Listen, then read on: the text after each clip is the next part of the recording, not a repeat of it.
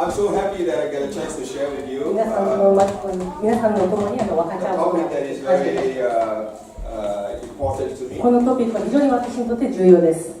See, I became a Christian 43 years ago when I was 19 years old. 19歳の時にクリスチャンになりました。And after I became a Christian, my family kind of rejected me. 私がクリスチャンになった時に家族はちょっと距離を取るような態度を取りました。Not physically, but emotionally and 物理的 culturally. に切り離したわけではなくて、ちょっと感情的に距離を取りました。They thought I had left my culture. そして彼らは私が彼らの文化を切り捨てたんじゃないかと思ったんですね。And I accepted that. I thought, the joy of knowing Jesus is so great, I'm willing to pay the price. 私はイエス様を知った喜びがあまりにも素晴らしくて、そのような代償を払う必要があると私は考えたのです。And God called me and my wife to serve in China for 33 years. そして私は My wife and she's American, but she went with me and we were in China for 33 years. でアメリカで私は妻と出会って33年間こうしても結婚生活を続けています。As I served in China, I started to realize I discovered something.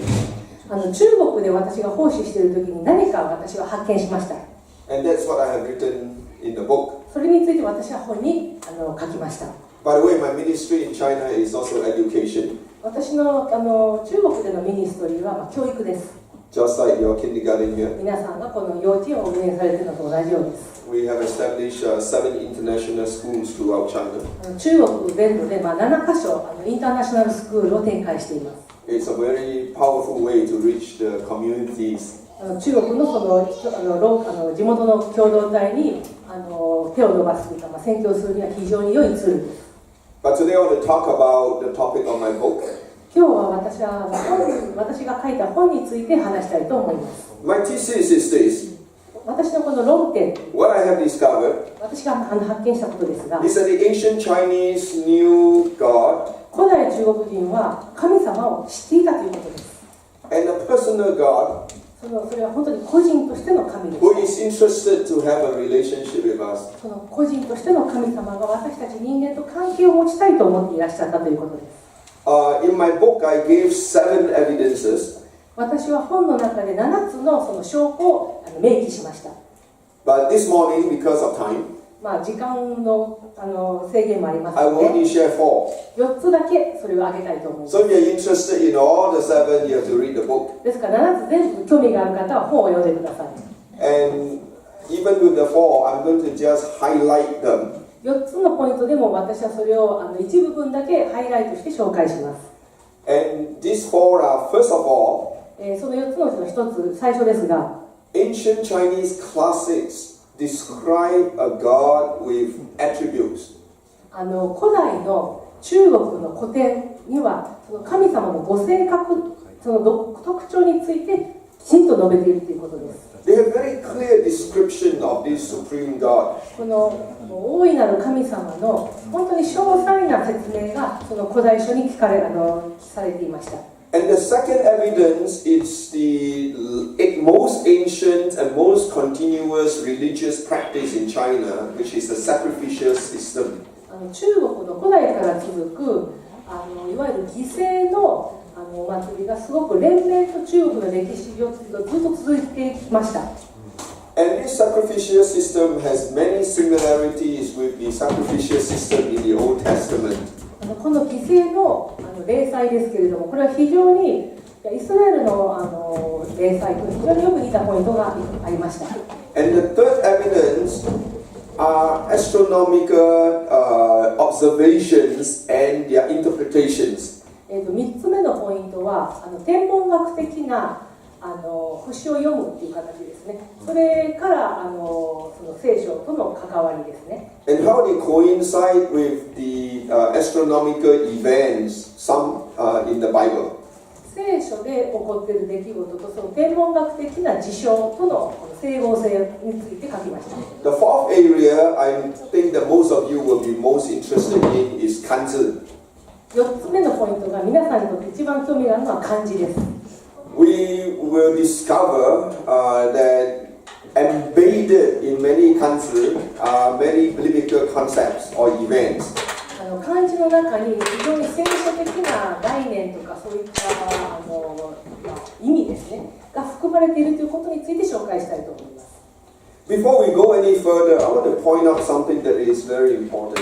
いくつかもっと詳細に入る前に述べたいことがあります。Most people, when they think of Confucius, they think of Confucius as the beginning of Chinese civilization and Chinese wisdom. 中国の例えば知恵とか文化の発祥としていわゆる儒教が皆さん最初であるっていうふうな思い込みがあるかもしれません。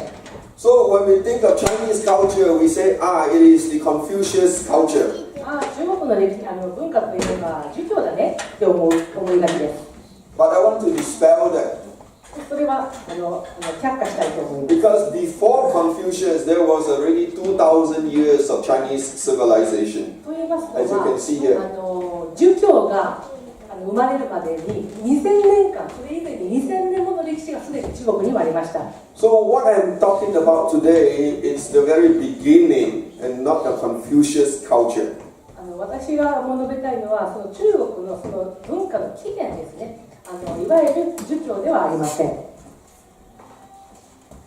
And then I want to talk about something from a theological standpoint, which is good to understand. 私はまた神学的な立場で皆さんが理解しやすいようにそれも含めて語りたいと思います。God reveals himself to us. 神様ご自身を人々に示されました。First of all, he reveals to us through what theologians call general revelation. いわば神学者たちが言っている普遍啓示という形で神様ご自身を人々に示されました。General revelation is the creation that God has made. 普遍啓示というのは創造を通して神様がご自身を示されているということです。It's like when I walk into this church, 例えばこの教会に足を踏み I look 入 at れ your て building, この建物を見た I と look き at how you arrange things. このどういうふうにアレンジしているか。I have an idea of the character of this church. 私はこの教会のアイディアとか特性についてこうだろうなっていう印象を持ちました。In the same way, through creation, we have an idea of God. 創造それと同じように創造物、被造物を通して私たちは神様ってこういう方なんだろうなっていうアイディアを持つことができます。Creation is so orderly, その創造というものは so beautiful, もう本当に驚くべき and everything is made to provide for man. それは人々が生きるためにきちんと整備されたものだということが分かります。That's called general revelation. これが普遍啓示と言います。Then, conscience. God has given the human a conscience. 人々にはその理性というか、自己概念ですかというものを人間は神様からいただいています。Instinctively, we have an idea of what is right and wrong. 私たちはもう何て言いますか、すでに何が正しくて何が正しくないかということを何て言うのか Of course, 理解していますね。not everyone has the same conscience.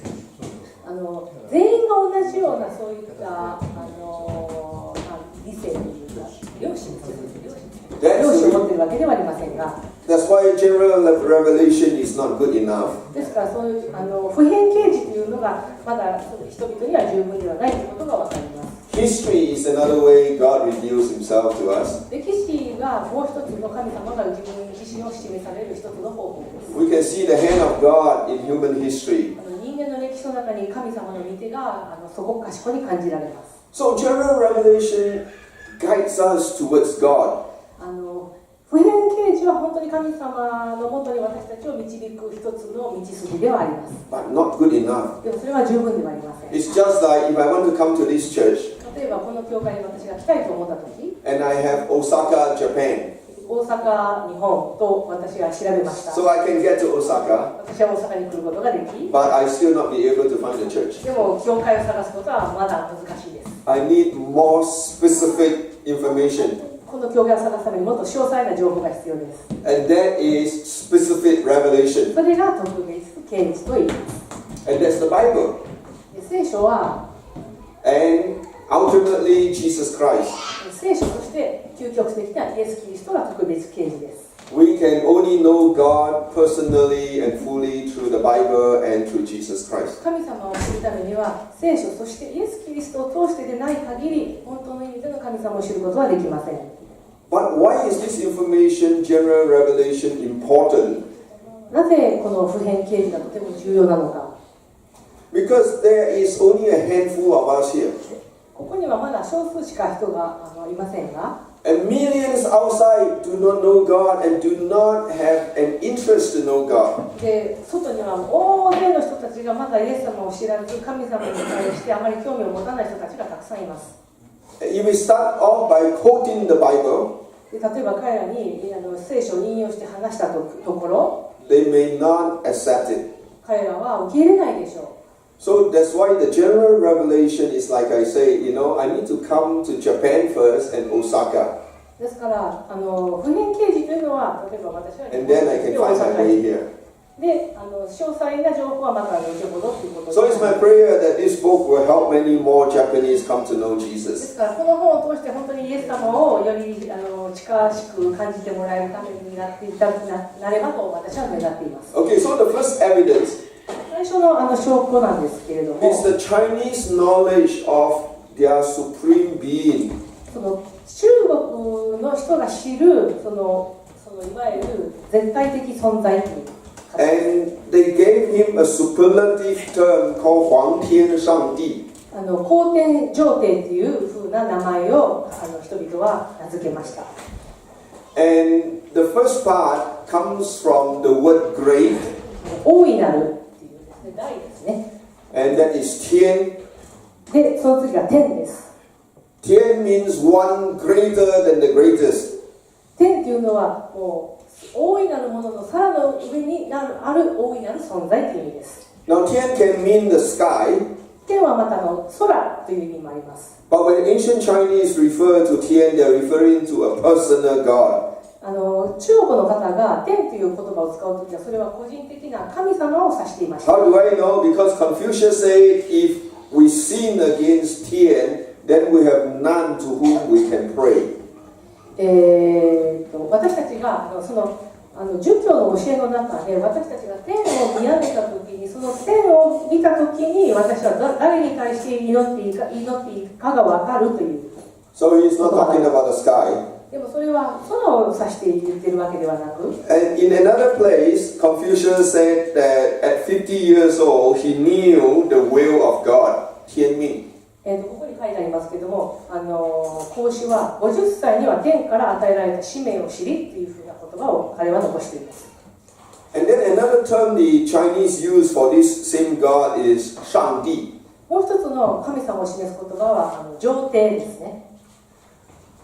And in the Han Dynasty, a historian clarified that 天 and 上帝 are both the same person. 漢王朝の時代に上帝と天ですねはもう同じ神様であり別名であるということを示しています。 Same God but different terms. 同じ神様ですけど言葉が違います。 The Hebrews do the same. ヘブライ人も同じことをしました。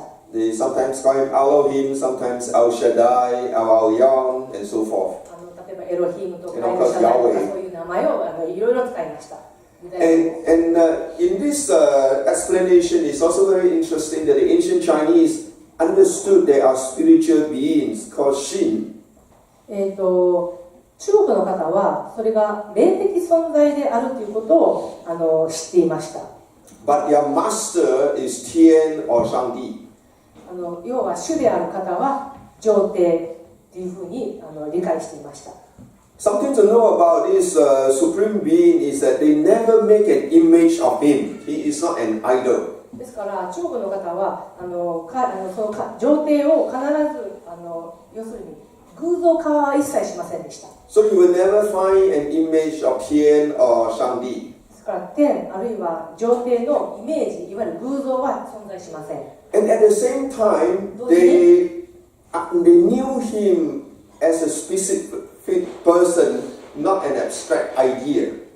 同時に中国の方々はそれが一人のある意味個性のある神様であるということを理解して、それが非常に抽象概念的な神であるとは考えませんでした。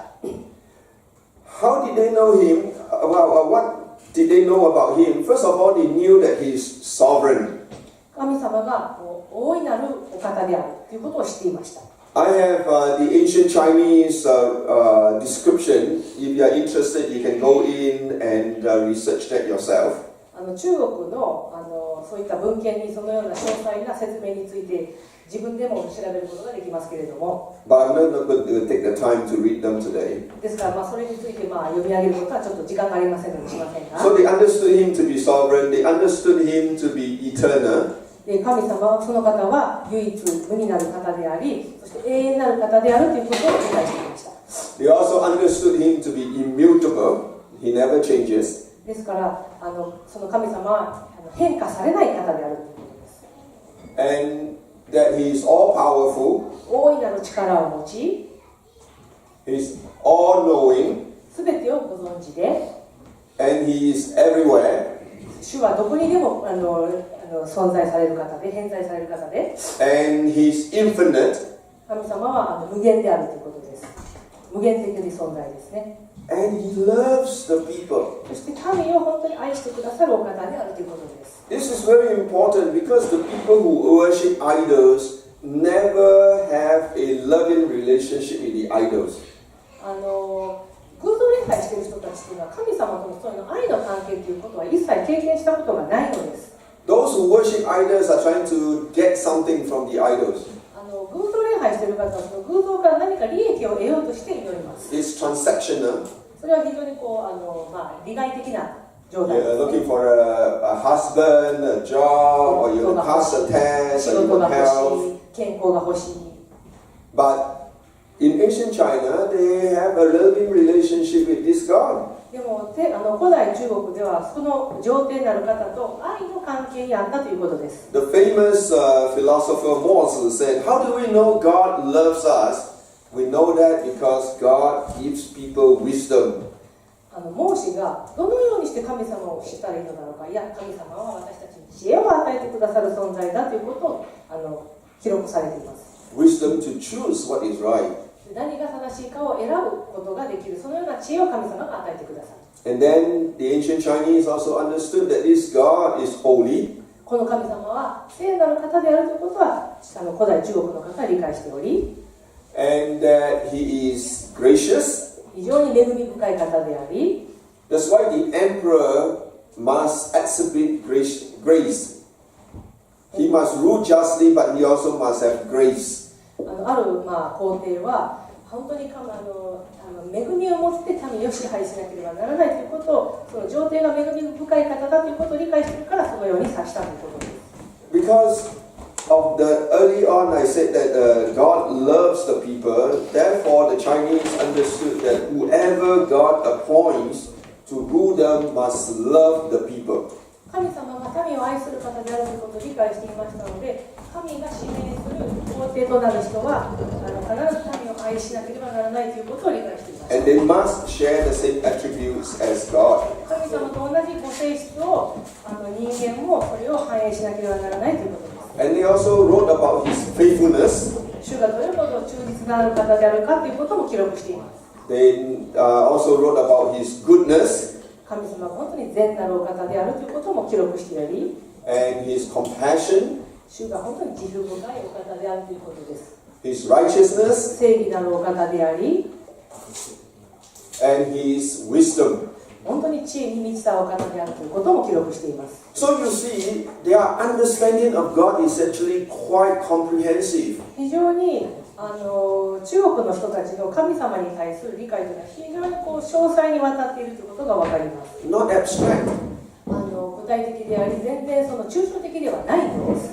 So when we lead people to Jesus by this, it's actually a very good way to start discipleship. ですからイエス様のもとに人々を紹介するときに、このような神様の概念を紹介するということは非常に良いステップではないかと思います。 Okay, the second evidence is that of the sacrificial system. 2つ目のこの証拠なんですけれども、それがいわゆる犠牲の礼祭です。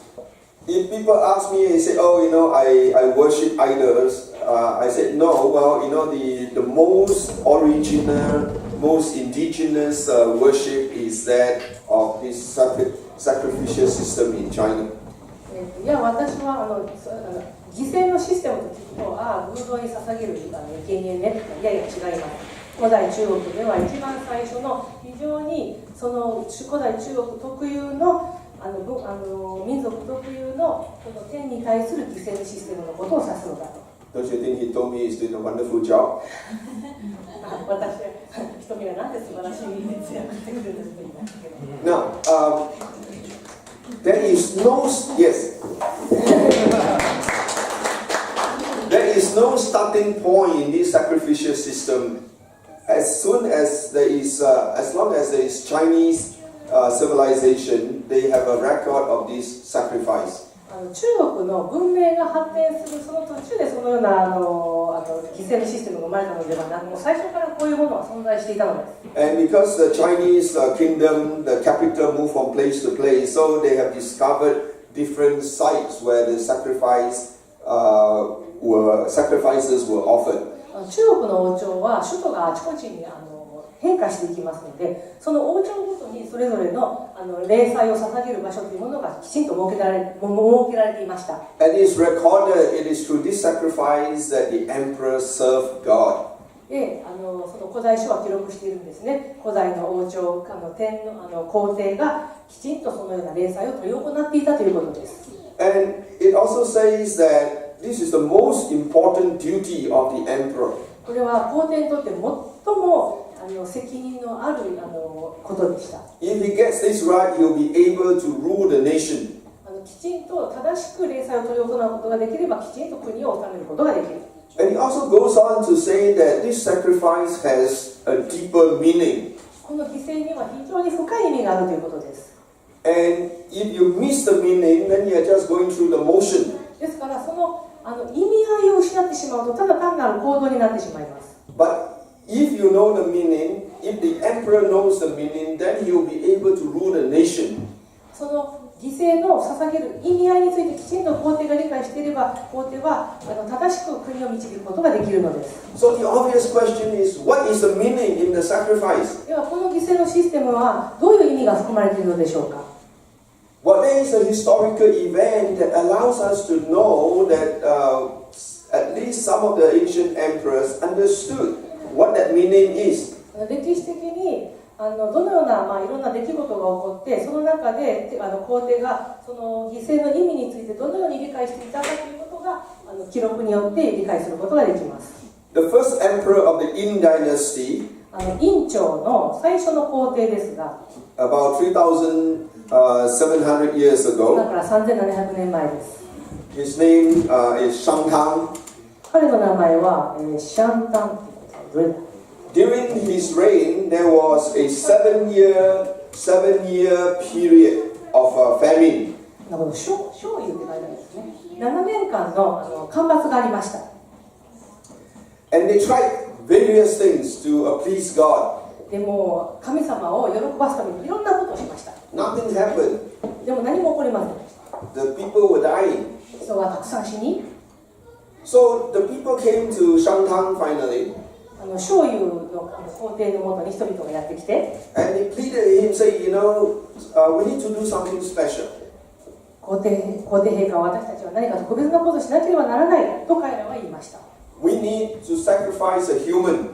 人間を犠牲に捧げなければならないと言いました。 Now, human sacrifice was never condoned in China. 中国では人身ごくは一度も行われませんでした。 Yes, some emperors offered humans, but it was never used to worship Shangdi. この上帝、この真なる神様のための犠牲には人間は使わなかったということです。他のある皇帝はその別の理由で人身ごっこをしたことはありますが。 But to everybody's surprise, the emperor agreed. で、みんなを驚かしたのが、皇帝がじゃあそうしようって同意したことです。 So he gave them a time and a place for the sacrifice. で、皇帝は時間と場所を設けてその犠牲を捧げようとしました。 When people showed up, 人々が現れて、 they were even more surprised. もっと驚いたことに、 The emperor had prepared himself. 皇帝は自分自身を捧げようとしたのです。 He had washed himself, purified himself, dressed up, trimmed his hair and his nails, and he bound himself to be the sacrifice. 彼は自分を体を洗ってきちんとしたきれいな清い服を着て、髪の毛も爪も全部きれいに取って、そして自分自身の体を縛って現れたのです。 The emperor prepared himself to be the sacrifice. 皇帝は自分自身を捧げようとして現れました。 And he prayed this prayer. 彼はこのような祈りを捧げました。 This prayer says that he told God, he said, God, if I have sinned, please do not impute it on the people, but if the people have sinned, then please lay it on me. このような祈りですね。この私自身の罪ゆえにこのようなことが起こっているので、どうか民に罪を着せないでください。もし民が罪を犯したならば、その罪を私に負わしてくださいと今祈りました。 So he offered himself to die for the people. ですから皇帝は自身を捧げることによって人々を救おうとしました。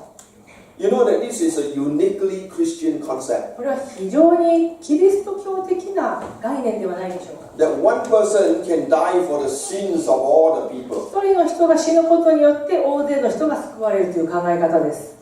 Muhammad never died for his followers. マホメットは自分の従う人に対して自分を捧げませんでした Confucius し、 never offered to die for his 高 people. 校士はそのようにしませんでしたし、 No other religion has this. 他の宗教のどの宗教家の人々もそういうことはしませんでした。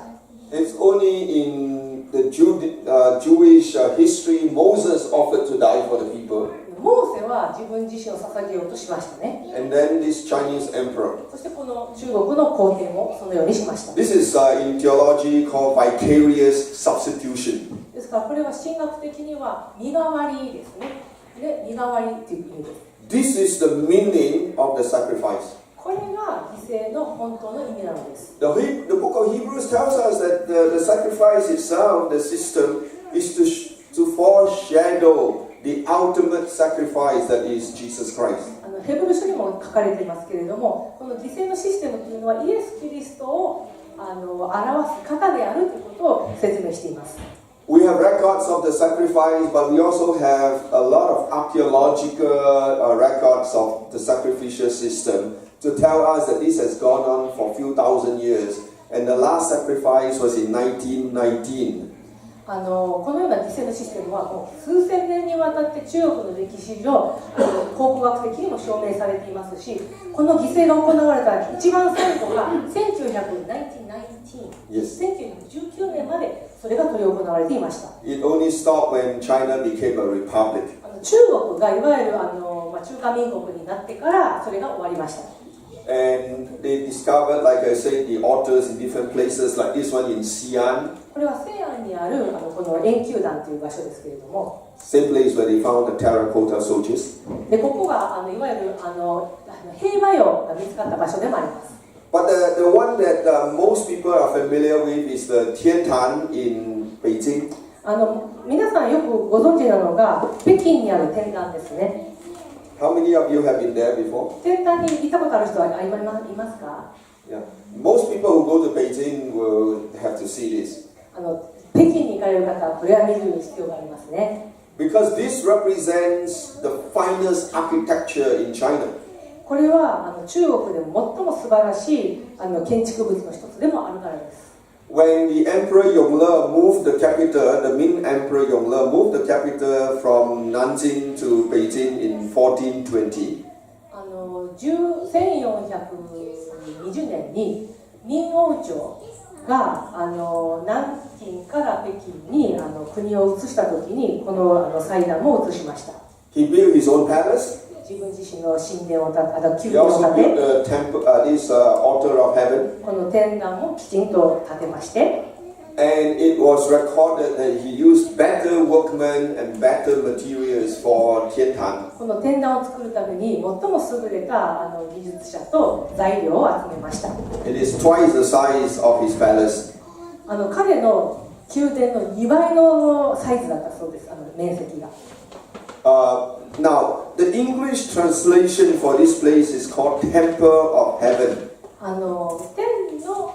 天の神殿というのが、天壇の日本語訳、英語訳でもあります。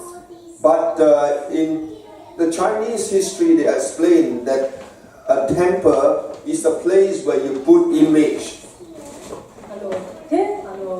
要するにテンプル、いわゆるその寺院というか、その神殿というのは、そこに偶像をしまうための場所でありますので、それではないですよということです。A temple is miao.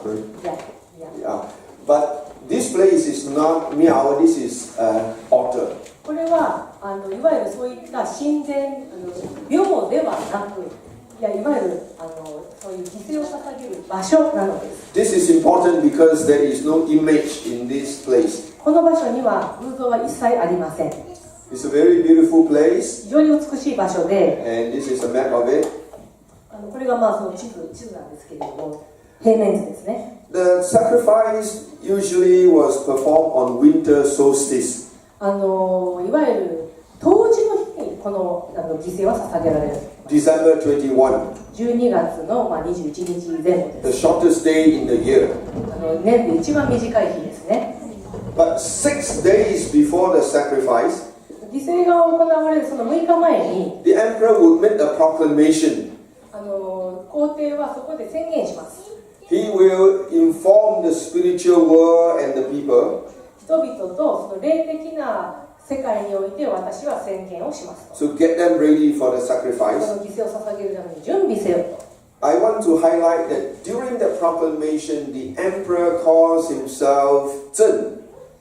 その犠牲を捧げる前に皇帝はご自身を陳、陳自分自身を指す陳という名を This is 使い a ますけれども、 superior me. これはいわゆる皇帝が使うことのできるすごく高位の我という意味です。 So take note here, the emperor sees himself superior to the people and also to the spiritual beings. それは神に対してまたその霊的存在に対して私はそれよりも高い場所にあるということを自分自身を示すためにその言葉を使いました。 And on the morning, on the day before winter solstice, the emperor with his entourage, about 2,000 of them, would go to the altar of heaven, 天壇. そしてこの当時の1日前に皇帝は腰を設けてそこに乗って、そして2000人の配下の者を引き連れてその天壇の場所に入ってきました。 Very impressive procession. 非常にもう印象的な行進でした。 He would go to the prayer hall to purify himself. でその祈りの場所に入ってそこで自分自身の身を清めます。 He'll prepare himself. 自分自身を整えて、 And then in the afternoon, he will go to this place called Huangqiongyu この高級部という場所にその後彼は皇帝は入ってきました。 to make sure that everything is set up right. 正しく全てのものが準備整えてあるかということです。 And he will come before Huang Tian Shangdi. そしてその上帝の前に彼は進み出ます。 You see here, there's no idol, 皆さんこの写真見る通りどこにも偶像は置いてありません。 only a tablet そこにはいわゆる with the name of God on it. 皇天上帝って書いてある文字しか書いてありません。 This tablet has a Manchurian script on the left side 左側にこれは満州語ですね。 because the last dynasty, the Qing dynasty, was Manchurian. 満州語で書かれているのは前の王朝が清朝だったからです。 And you will see these replicas of the sacrificial animal. でレプリカその犠牲をするためのこれ牛ですね。レプリカが飾ってあります。 In one of the Chinese classics, they have very clear descriptions on what kind of animals you can use. で中国のその記録にはきちんとどの動物を特別に扱うかということが詳細に記録されています。 The requirements are exactly the same as in the book of Leviticus. それはその犠牲のその条件というものはレビ記とほぼ一緒です。 Got to be unblemished 全く完全なる牛とかそういう動物ですね。 and even pure colored animals. それが純粋培養のものであり、 Even the size of the horn has to be perfect. その角の形と大きさが完璧でなければならない。Music was a very important part of it. 音楽ですね。それも非常に重要な要素でありまして。 At one time, the Emperor Qianlong retained 2,000 musicians for the sacrifice. である皇帝はその2000人の楽団を引き連れたといいます。その And he never used the musicians to entertain himself. で、彼は自分自身を喜ばせるためにその楽隊を使ったことは一度もありませんでした。They are dedicated to the worship of God. それは天の賛美に用いられた神楽団でした。We do not have the music anymore, そのような音楽は今は存在しませんけれども、 but we have the instruments. その楽器は残されています。 The main event was conducted here on this altar. で、ここの環球団という場所で主にその犠牲のが行われ It's た場 like 所 a です。 three-layer cake. それは三重のこの円になっています。 On winter solstice itself, 冬至の時に at 4:15 a.m. 4時4:15 Yeah, 4:15 a.m. 4時15分早朝ですね。Actually 7 quarters before sunrise. それは日の出の7つの4分の1前っていうちょっとそういう特殊な数え方するん The ですけど emperor も、 would come here and start the ceremony. その時その早朝に皇帝がやってきて祭儀を執り行います。 Now 4:15 a.m. December 21 in the outskirts of Beijing, the temperature is very low. 12月21日の4時頃朝早朝ですね。 Can be as cold as minus 30 degrees. マイナス30度ぐらいの気温だったんです。気温 And です。 he has to take off his shoes. そこで彼は裸足になり、 So what the point is, this is very serious business. ものすごく真剣に行われたということがよくわかります。 Unfortunately, my pointer cannot show on the screen, but there are 3 layers. The top layer is where they put the tablet for God. これ一番真ん中のところに例のその皇帝上帝って書いてあるタブレットを置く場所です。 Position number 1. 1番って書いてあるちょっと見えないんですけど、1番って書いてあるその真中心ですね。 The emperor would stand on position number 17. 17番といって、Yeah, it's in the middle. 青いところです。 Then everybody stands behind the emperor to the south. で、南側に人々がずらっと並びました。 Again, this has biblical meaning. 非常にこれ聖書的な意味もありまして、 The emperor now is the mediator between God and man. 皇帝というのは人と神様の取り持つその仲介者であるということです。 For 9 times, the emperor would walk up to position number 5 on the top tier. ちょっと番号が見えないんですけれども、17番というところから5番という場所ちょっとわからないんですけど、 If you そこ have に皇帝が歩きます。 Those 9回歩きます。 of you who have been to Tiantan, you will remember there is a special stone in the middle. 天壇に行かれた方は分かるかと思いますけど、特別なその石、色の違う石がはめ込まれていまし The て、 acoustic there is fantastic.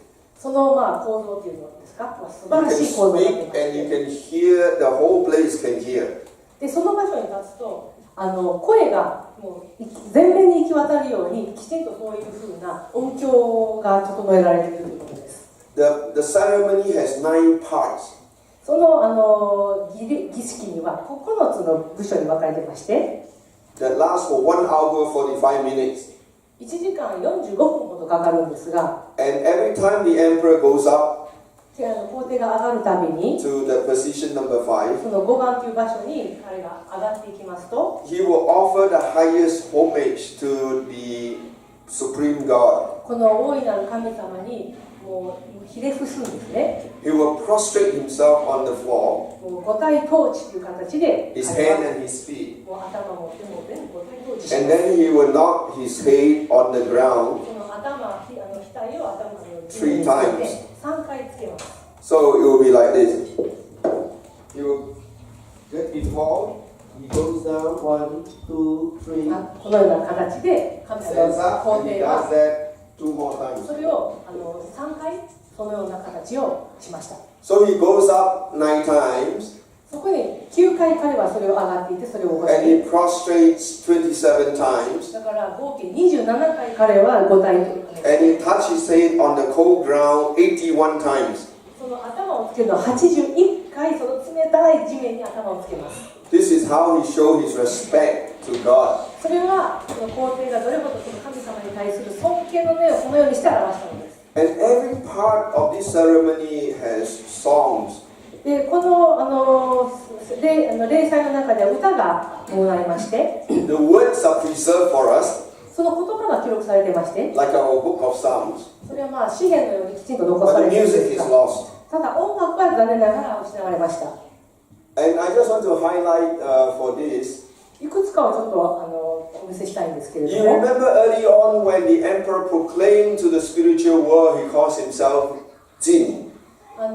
最初にその例祭を執り行う前に皇帝は自身のことをチンという名前を使ってその社会あるいはその霊的な存在に自分自身を示しました。 But now when he speaks to God, しかし皇帝に自分自身が語るときに、 he calls himself Chen. 自分自身のことをまた別の単語で自分自身を表し、 So hopefully with this you will be able to share with your friend who are in Shintoism that Supreme Being is the greatest. We are actually greater than the Shin.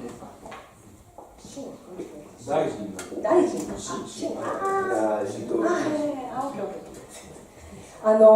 だから神道とかをそういう信じてる、一般の方々に紹介したらいいと思いますけれども、その天の神様という方は本当に私たち大臣の神ですねよりも本当に偉い素晴らしい大いなる方であるということを紹介することをお勧めいたします。And once again, this is a very personal worship because you notice the emperor calls God his father.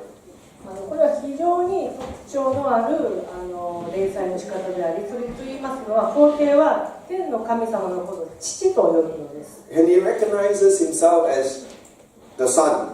で、皇帝自身はその子であるということを理解していました。 Again, this is unique in our Christian faith. これもキリスト教の信仰では非常に特徴あるものではないでしょうか。The Muslims think that we will go to hell because we call God our father. What? The Muslims? Yeah, Muslims think that Christian will go to hell because we call God father. イスラム教の人たちはクリスチャンはみんな地獄に行くというのは、クリスチャンというのは自分たちのことを天の子供たちだって言うからだ。 And the emperor will offer a very long prayer. そして皇帝は長い祈りを捧げます。 And this is the one that is recorded that we can find. これはまた祈りの一部ちょっと長いんですけれども、その祈りがきちんと記録されています。 Okay, I'm not going to go into the details, but you can study this if you're interested. 詳細はちょっと語りませんけれども、もし興味のある方は皆さん自分で勉強してみてください。 My point is that this is a very personal worship これは非常に個人的な賛美であるということがわかります。 of an intelligent being. その知恵に満ちたお方に対する非常に素晴らしい。 And the procedure is very similar to the Old Testament sacrifice. その手順というのが非常に旧約聖書のやり方とよく似ているのです。 Like for example, the last part of the sacrifice is the burnt offering. 最後の犠牲なんですけど、それはいわゆる全焼の生贄です。 Even to the point that there are some parts of the animals that are not supposed to be sacrificed. 動物のある部分は犠牲に捧げられてはいけないというふうに考えられています。 You see on the left side there is a pit. これはいわゆる炉ですね。炉があるんですけれども、穴がちょっとちっちゃい That's why they dispose of the animal parts that are not to be burnt. ですからその全焼の生贄に含まれてはいけないその動物の部分をそこに捨てたんですね、穴の中に。 That's very similar to the Old そ Testament. れは非常に旧約聖書と似ているところがあります。 And the emperor would see this burnt offering. で皇帝はこの全焼の生贄をご覧になり、 And that's the last part of it. そしてこれが最後の部分ですが、 Okay, we have talked about two evidences already. で今まで私たちは2つの証拠について語りました。 The knowledge of God in ancient China. 古代中国における神様に対する概念、知 His 識、 attributes. そのご性質、 And then the sacrificial そ system. の犠牲のシステムですね。 And then the third 3つ目は are astronomical events and their interpretations. 天文学的な出来事とそれに対する解釈です。 The ancient Chinese understood that God, who flung the stars into space, can also communicate with us through the stars. 天の万象を整えられた神様はその天の天文学を通して人々に語られるということをされるお方であります。それを中国の方は理解していました。Now this is different from astrology. これはいわゆる占星術とは別のものです。Astrology says that the stars control individual lives. 占星術というのはその占星術の読み方を通して人々を支配するために使われました。This is different. This is similar to the biblical understanding. これは全然違いますね。どちらかというと聖書的な理解と同じです。Not that the stars control our lives, 星の運行が私たちの人生を支配するのではな but く that the stars can be used by God to tell us important messages. 神様は天の運行を通して重要なメッセージを私たちに語るためのツールでした。 And the message is not for individuals, そのメッセージというのは個人に対するメッセージではありません。 but for the whole world. 全世界に対するメッセージでした。 Important messages. 非常に重要なメッセージでした。 So this is the Chinese understanding of it. これが中国人のその理解でした。It says that if you study the sky, you will be able to understand what God is going to do. 天の万象をじっくりと勉強することによって学ぶことによって神様が将来何をされるかということを私たちは理解することができる。 And you study people, you'll be able to rule them. そして民を理解することによってきちんと支配することができる。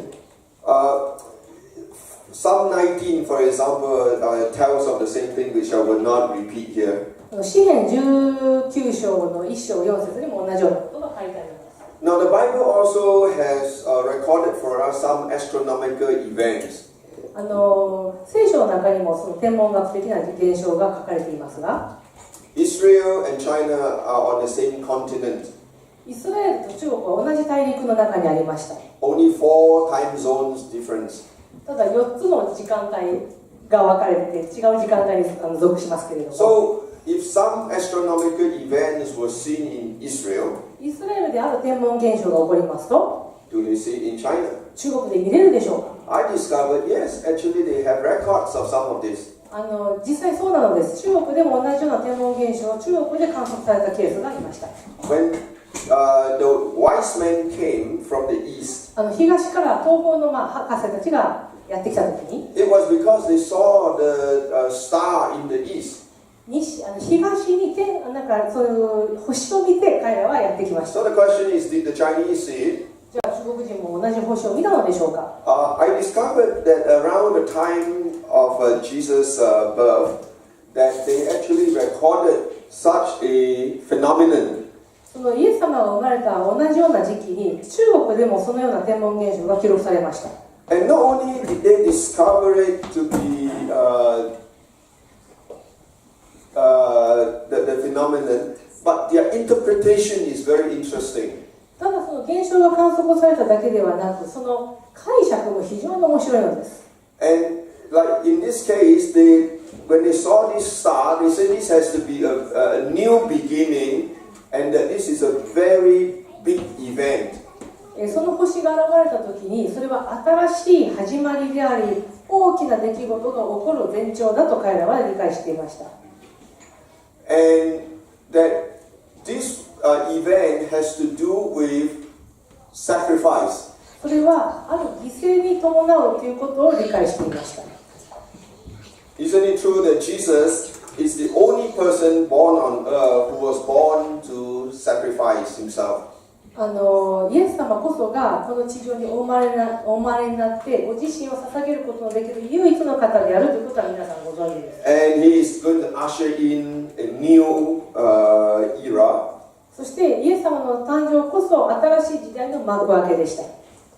Then 13 months later, they also have recorded another star. で13ヶ月後に同じまた違う、天文現象を彼らは観測しました。 You remember the wise men came, 皆さんご存知の通りに東方の博士たちがやってき but て、 then obviously the star was not there, so they went to ask people and they asked King Herod. そしてその博士たちは星がどこにいたのかということでヘロデ王や民に尋ねました。 After they left, 彼らが立ち去った後、they saw the star again, and this time the Bethlehem star. 次また星が出現して、それはベツレヘムの星でした。Now the Bible doesn't tell us why King Herod decided to kill the boys 2 years and under. 聖書には明確には書かれていないんですけども、なぜヘロデ王は2歳以下の子供たちを、ベツレヘムにいる子供たちを殺そうとしたのか。But I think the Chinese record explains it for us. ただ中国の歴史書にはそれがちゃんと解説されていました。Because the two stars were 13 months apart. その出現した2つの星は13ヶ月離れて出現しました。That's why King Herod killed the boys 2 years and under. ですからヘロデは12歳以下の子供たちを殺そうと考えたわけです。And then we fast forward 33 years later. そしてちょっと早回しして33年後。The Bible tells us that on the day of crucifixion, the sky went dark for 3 hours. 十字架刑が行われた時に3時間ほど天が暗くなったということが聖書に書かれています。And amazingly, the Chinese records 33 years later talks of this eclipse. で、中国の歴史書にもそのいわゆる日食の現象を記録していました。Now, understand that these are records that were written 2,000 years ago. これは2000年前に記録された古代書です。And they had no CNN.CNNもなく、no internet. インターネットもなく。But because we believe this actually happened, しかし私たちは信じます。これが and the Chinese recorded it. 中国も実際にそれを歴史書に記録していたわけです。Not only did they record it, ただ彼らはそれを記録しただけではなく、they interpreted it. その解釈ですね。And the interpretation is that the sins of the people now has fallen on one man. その時に人々の罪がある一人の人物に降りかかったと記録しています。それは全員が許されるためだということをその中国の古代書は書いています。Once again, this was written 2,000 years ago. もう一度言いますけども、これは2000年前に書かれた記録です。I do not know how they know. どうやって彼らはそれをしたのか私には分かりません。But the emperor retained 14 astronomers every night. 14. 皇帝は14人のその天文学者を呼んで調査させました。And they studied the sky every night. 毎晩その夜天を観測させました。And they learned to interpret such events. そのような天の現象を解釈することを彼らは理解したのです。 For thousands of years. もう何千年にもわたってその天の現象を解釈することがやってきた So の they です。 have wisdom that we no longer have. 私たちがもう持たない大いなる知識を彼らは持っていたのです。 And then another interpretation. そしてもう一つの解釈ですが、 It interpreted that this event means that the heavenly man died. この天の現象を通してある天の人が、亡くなられたということです。 Isn't Jesus God and man at the same time, the heavenly man? そう、天なるお方っていうのはイエス様であり、それは神であり人であるということで And す。 the Chinese word for die is the term for the death of a king. その中国語では崩御の崩という字を使っています。 So, this is just so amazing. 本当にこれは驚くべき解釈です。 God allows this so that we, common people in Asia, will have a chance to be led to Jesus Christ. このようなことを神様がお許しになったのは、私たち一般の人たち、とりわけこのアジアですね、に住む人たちが理解することができるように、このような解釈を中国の方はしています。 So that is the third evidence. これが3つ目の証拠です。 The fourth, I want to talk about kanzi. 4つ目は漢字のことについて語りたいと思います。 Now, all ancient languages started out with icons, pictures. 古代の文字はまず最初は象形文字から始まりました。 But through time, しかし時間を経ると all except for Chinese have become phonetic. 中国語以外は全部表音文字に変わっていきました。 You have gone halfway. 皆さんその半分ぐらい言っていますよね。 You keep some of the icons, 象形文字的な表文字を残し半分、 and then some you have gone そ phonetic. して半分表音文字を使っています、ね。Why do people change the pictures into phonetic? なぜその象形文字から ABC のような表音文字に皆さん書いていたのでしょうか、世界の人たちは。 For easy そ recall. れは記録するのが簡単だからです。Right? If you study kanji, one of your complaints is you have to memorize every word. 漢字を勉強することの欠点は全部覚えないといけないということですね。So all the languages of the world, everyone except for Chinese have gone phonetic. 中国語以外は全部表音文字に変わっていきました。And again, God has purposely preserved the kanji 神様は目的があってこの漢字を残されました。because I think He has a message for us.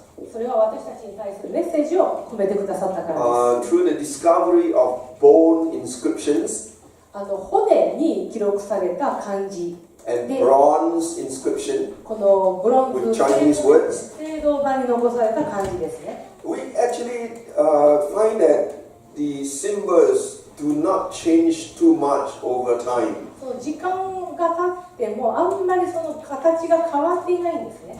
And with Chinese words, there are a few groups.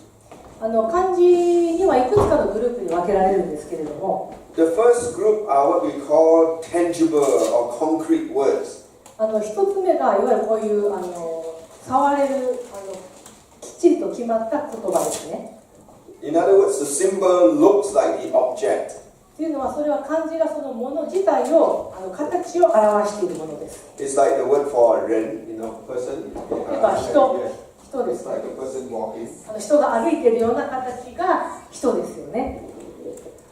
That's concrete. But then the second group are what you call ideograms. もう一つがこの楷文字といいまして意味を表す文字ですね。 Because not every word is concrete. 全部の言葉がいわゆる形があるというわけではありません。 Some words are ideas. いくつかの漢字はアイディア、意味ですね。So they have to make ideograms. ですからその楷文字を作らなければなり So ません。 people can relate. ですからそれに人々はその関係というかそれに This is an ideogram. これは楷文字だということが分か What る。 does this mean? これはどういう意味だろうか。これね。 Danger. Yeah, danger. 危険。 Right? This is an ideogram. It means that if you go near there or you touch it, you will become like that. 表意文字の一つの例としてこれを挙げていますけども、そこに行って触ればこのようになっちゃうぞという意味です。It doesn't mean there are bones there. そこには骨があるという意味ではないです Right? ね。 So this is called an ideogram. これが表意文字の一つの種類ですね。 Now next one. This is an internationally recognizable symbol. これは国際的にみんなが理解できるシンボルですね。I understand that this was invented by Japanese. これは日本人が発明したんじゃないかと。 But everywhere in the world, people recognize it. 世界中の人たちがこれを見たらすぐに分かります。何なのか。 Now that the symbol has become known to the world, they don't have to change. 全世界に知れ渡ったシンボルはもう変える必要がありません。 Whether you're Japanese or Singaporean or Arabs or Europeans, you look at this and you know what it means. もうこれを見れば、何なのかが分かります。 You can pronounce it in your own language. 自分自身の言葉で発音することができます。 But there is something very beautiful about such what we call iconic language. この表意文字には非常に美しい素晴らしい意味合いが込められています。 Now think with me for a while. しばらく私と共に一緒に考えていきま You しょ see う。 the symbol for ladies? 例えば女性の絵を見てください。 4,000 years later, skirt is completely out of fashion. 4000年 4,000 years Later. later 4000年後スカートはThere is not a single skirt in the world. 4000年そのスカートというものはもともと存在しなかったもので、 But because the symbol doesn't need to change, でもシンボル自身は変える必要はないですよね。 our descendants will be able to look at that symbol 例えば私たちの子孫がシンボルを見たときに、 and then they say, wow, you know what? Our ancient female ancestors wore something like that. 例えばその今から4000年ぐらい経った後ですね。 See, that is シ the ンボル見て beauty も、 of あれは女性だって icons. いうことがそれでもわかるわけです。 By studying the icons, このアイコンですねを学ぶことによって、 we will have an idea of what the ancient people knew. ですからその古代のそういった象形文字とかそういった文字を見ることによって古代の人たちが一体何を考えていたということがわかる Am I んで making す。 sense? それは皆さん理解できますよね。 So this one It's a Chinese word for righteousness. これは中国語で義を表すですね。 You 言 say 葉 it で in す。 Japanese, yeah? Okay. The left is the most ancient form. 一番左のほど緑色で書いたのが一番古代での形で You す。 see a lamb, そこには羊が見えます。 and there's a knife that pierces it. そして骨がちょうどこう突き抜けてる絵がわかるかと思います。 So righteousness has to do with a sacrifice. だから義という言葉には犠牲が伴うということがわかります。 And then the middle one そしてその真ん中が is the one that you know. 皆さんご存知の漢字で、 And it has a lamb on top 上に羊がいて and me below. 私たちが下にいます。 So what is righteousness? だから義というのはどういう意味でしょう。 It's lamb above me. 私の上に羊がいる。 In other words, when God sees me, He sees me through the lamb. ですから別の言い方しますと、神様が私たちを見るときは、神様は私たちを羊を通してもご覧になるということです。 And then I'm considered righteous. それを義と神様はみなしてくださるのです。 You see, nowadays when people think of a righteous person, ですから人々がその義なる方というのはどういう人たちだろうかと考えるとき、 they think of a character, それはその人の性 an 格、キャ innate ラクターとか character. 内なる性格ですね。 But the Bible でも聖書は and the Chinese word 中国のこの言葉は tell us it is a position, これはその進み出ることですね。 not a character. ポジションですか、その立場ですね。キャラクターではなく立場です。 On the right hand side 右手には is a simplified word その一番単純化された簡易文字ですね。 that is used in mainland China 今 now. 中国本土で使われている義はこの言葉です。 But it was not designed by communist Chinese. これは共産主義の中国の人たちが作った言葉ではありません。 It was an ancient variation. これはその古代の文字を元にして作られた簡略文字です。 Japanese and overseas Chinese still use the middle one. 世界各国にいる中国人と日本人はまだこの真ん中の文字を使っています。 Because it's an important word and it's beautiful. これは非常に重要な言葉であり美しい形です。 But the right hand side, the word actually has the same meaning. 一番右側も同じような意味があります。 The cross is actually the cup. このクロス、これ十字は、斜め十字はコップ、牌ですね、を表し、 And the dot 真ん中にある点は represents blood. 血を表すんです。 So it refers to the covenant. これは契約を表します。 You see, when Jesus lifted up the cup, イエス様がそのコップというかその He said, This 杯ですね。 is the cup of my covenant. これは私の契約の杯であると言いました。 And He established a new relationship with us. そして私たちと新しい契約の関係性を作り出してくださいました。 So righteousness is re-establishing the relationship with God. 義というものは私たちは神様との新しい関係に入ることを意味しています。 Now, if you even think that there is no relationship between righteousness and sacrifice, that is settled when you look at this Chinese word for sacrifice. 犠牲とその義という言葉には何の関係もないと思いますけれどないように思われますけれども、この漢字を見ますと Is this same in Japanese? Yes. Okay, good.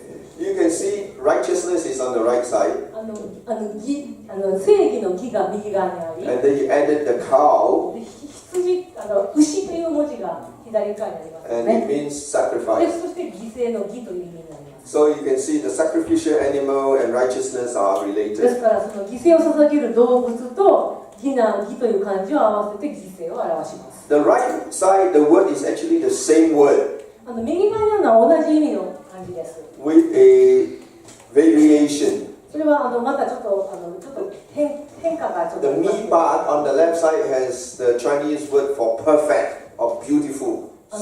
右側の漢字の下にあるのはそれなんか完璧と完全なるっていうマンっていうじゃありますね。あれが完全っていうことですね。 Again, this is a very biblical concept. The sacrifice that only God can accept is a perfect sacrifice. 神様が受け入れられる唯一の受け入れられる犠牲というものは完全なるものではなければならないということです。That's why when Moses offered to himself and when Shantan offered himself, God could not accept their sacrifice. だからモーセやその古代の皇帝が自分自身を捧げようとする時、神様はそれを受け入れませんでした。Because they were not perfect. 彼らは完全でなかったからです。And this is a Chinese word for special. これは中国語で特別の特っていう字ですね。Is this in Japanese also?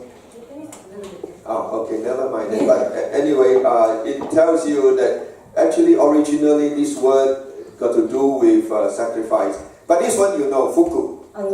次のちょっと漢字に。Everybody wants fuku, right? fukuは皆さんご存知ですよね。And the Chinese love it too. もう中国人もこの漢字大好きです。But most Chinese mistakenly thinks that fuku means having clothing, having food, and having a piece of land, and then you are happy. 中国人がちょっと誤解しているのは、福というのは、土地があったり、お金があったり、楽しい生活があったり、そういう概念で捉えていることは間違いないと思います。But the original word has an element on the bottom right side. その言葉の本当の意味は右側に示されているところがその福の本当の意味ですが、 That gives a better picture. 良いもっとイメージが湧くかと思います。First of all, the left side, what we call the classifier, is not clothing, which is below. この辺ですねは服、要するに衣装の衣という字ではなく示すですね。It's the Chinese word for reveal. それは中国語で示す、日本語じゃセームスジャパニーズ。And it means God. そしてこれは神様ご自身を表します。 So what is reveal God? 神様を表す。Because God is a self-revealing one. と言いますのは、神様ご自身が人々に自分自身を示される方だからです。Unless He reveals Himself, ご自身を示してくださらなければ、 we have no way to know Him. 私たちは主を知ることができません。Okay, so first of all, fuku has something to do with God. ですから、福という字は神様と関係があるのです。Because that is the classifier. これがその変ですね。 You all know that, right? In Chinese, the classifier controls the meaning of the word. 皆さんもご存知ですけど、漢字は変がその意味を支配しますね。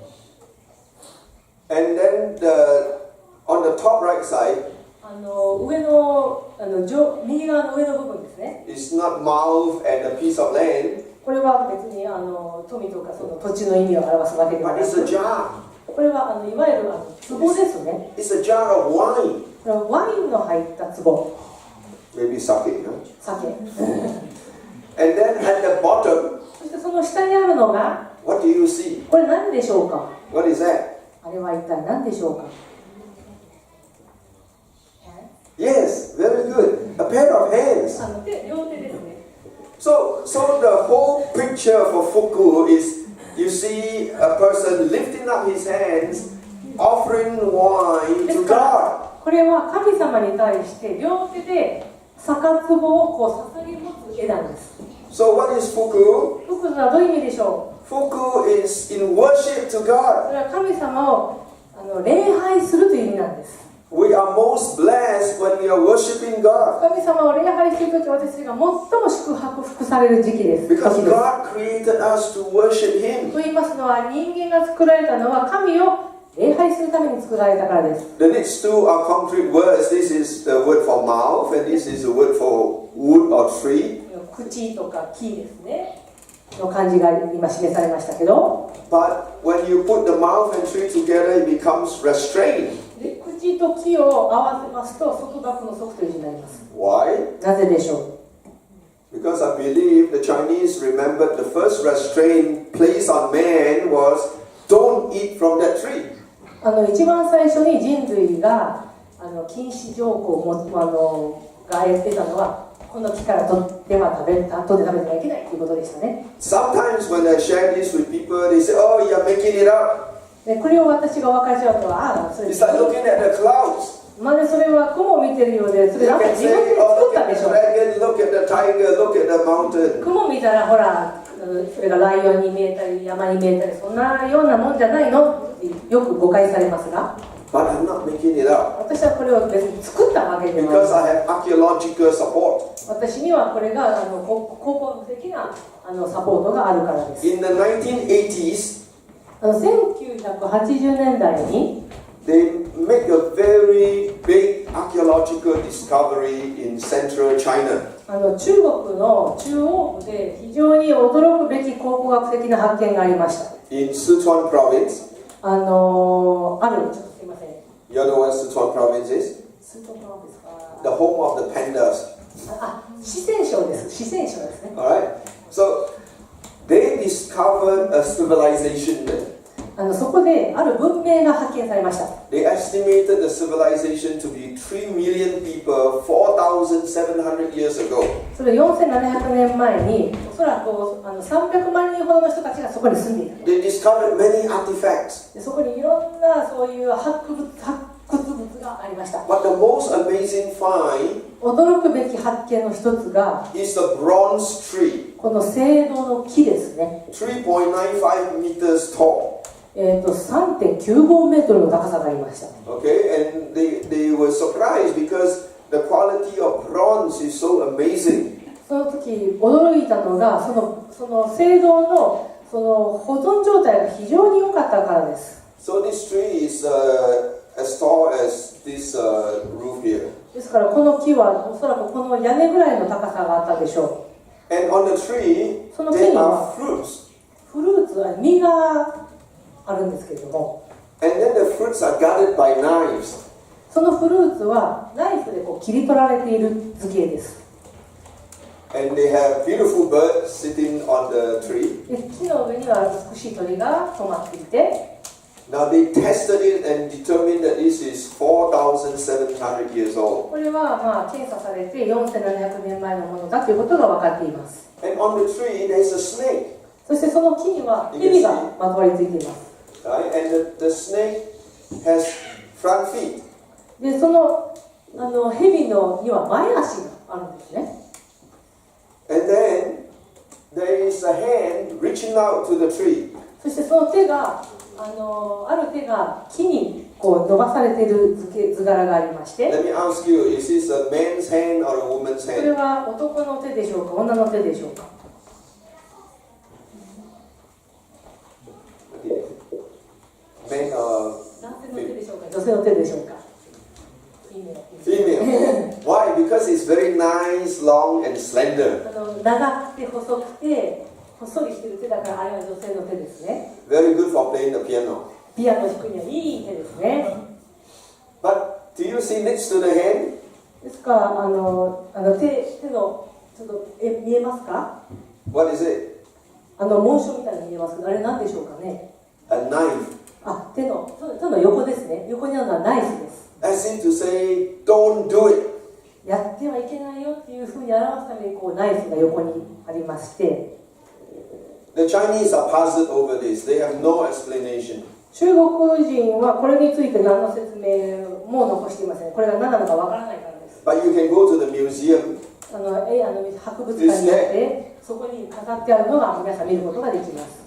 If they turn to the book of Genesis chapter 2, でも創世記第2章を見ますと、 they will be able to explain this. これを説明することができます。 This is the Genesis chapter 2 account. これは創世記第2章の出来事を表した彫像です。 God put two trees. Well, God put many trees in the Garden of Eden, but there were two special trees. エデンの園にはたくさんの木がありましたけど、そのうち神様は2つの特別な木を持っていました。 Remember, you see the 士 represents God. で示すという字は神様を表し、 The two trees. 2つの木は When the Chinese designed this word, they remembered God and the two trees, and that reminded them of God forbidding them. 古代の中国人はこの漢字を作った時に神様が2つの木を示されて、そしてそれを禁止するという意味を設けたということを中国人の方は作ったわけです。この And 漢字 there was a third person in the garden. そして3人目の人がいまして、 Japanese word. た Ta. ヘビ No, the third person. Did that. Okay, then I'm going to skip. 日本人はね。 No, never mind. Then I skip through because that will not make sense to you. What about this one? You use this? この漢字使いますかね。 No, okay. What about this one? Yes. Okay, sin. 罪ですね。 Sin in Chinese is four contradictions. 4つ罪という言葉は4つの反対する意味合いがあるという。 The top is fall, ほら4という字が一番上にあり、 the bottom is fade, that means to go in opposite direction. この非という字は反対方向に進むという意味がありそうです。If you read the book of Genesis chapter 2, 創世記2章を読まれますと、 you'll find that Satan, Adam, and Eve contradicted God 4 times.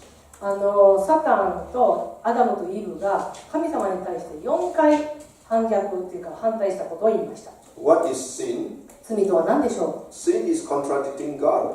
罪とは神様に反対することです。 Then this is another Chinese word for sin. これが別の中国での罪という意味なんですが、 On top is me, 一番上にあるのは自分の字ですね。 and bottom is 下にあるのが bitterness. 辛いという字がありますよね。 So what is sin? 罪とは何でしょう。 Sin is when I am at the center, the result is bitterness. 自分が中心にあると辛い、苦いような状態にあるというのがこの字です。次の字です。 And the result of sin is death. その罪の結果、死があります。 Is this a Japanese word for death? Yes. Okay.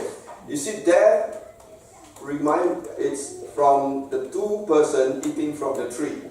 罪、この死という言葉は木から2人の人間が木から取って食べたという意味を表します。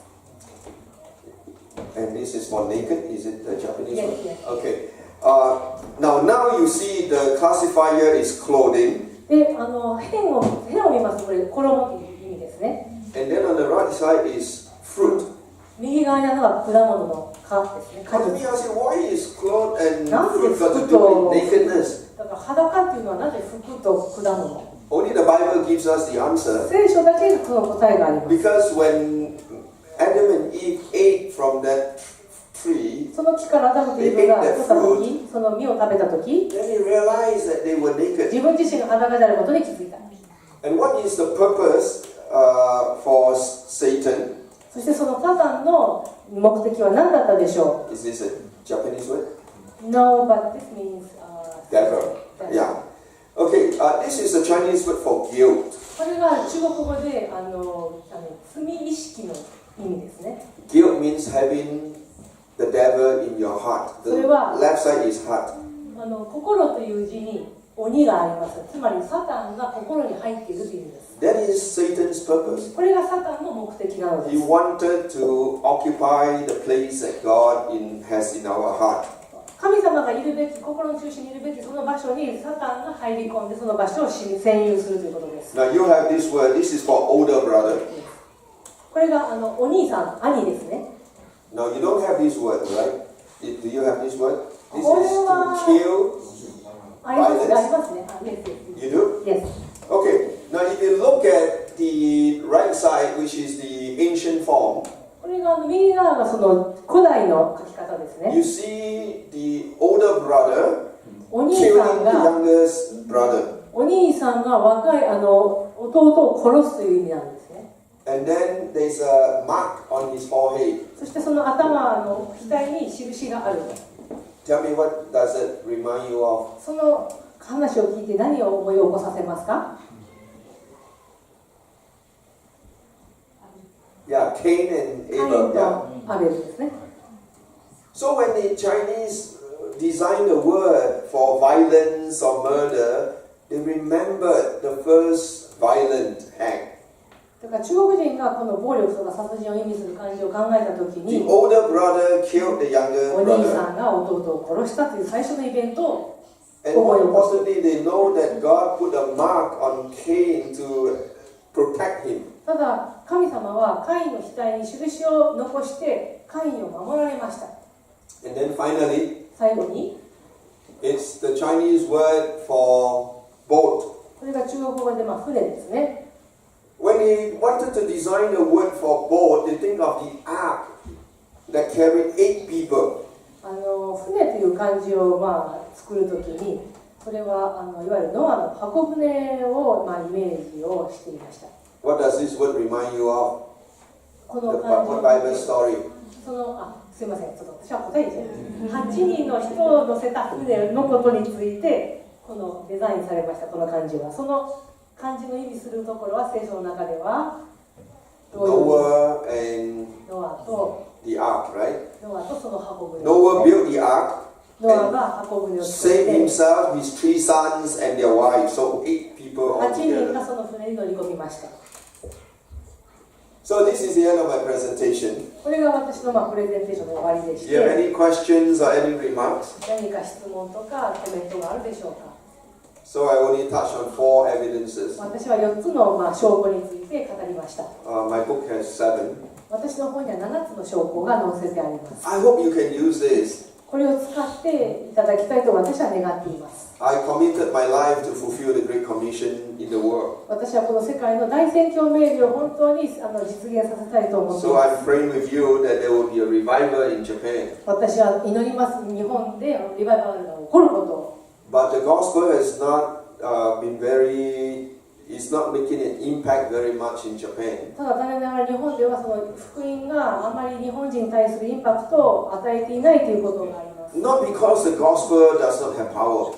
福音が力がないという意味ではなく、 The word of God is very powerful. 神様の御言葉は力があります。 But if people are not exposed to it, ただ人々がそれに触れていなければ、 then the power is not released. 力が解放されることはないのです。 So I wrote this book as a bridge 私はこの本を書いたのはそれを橋渡しさせるために to 作りま lead した。 people to read the word of God. 人々がその神様の御言葉を読めるように。 This is not to replace the word of God, これは神様の言葉を置き換えるものではありません。 but it's like appetizer これはいわゆる前菜みたいなものですね。 to get people to eat the main course. 人々がそのメインコースを食べるための前菜です。 So that's why I hope the manga version will reach the young people 漫画のバージョンがその若い人たちに本当に浸透し、 and the full book will be able to reach the adults この活字の本は大人たちに浸透することを願ってい and ま be used for discipleship.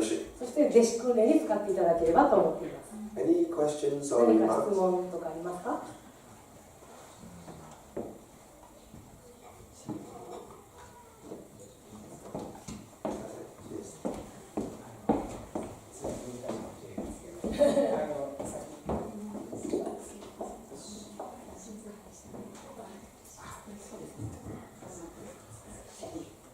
上帝が最初の始まりが陰ですかね。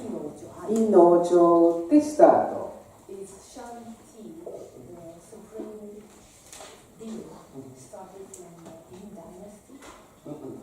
違うじゃない。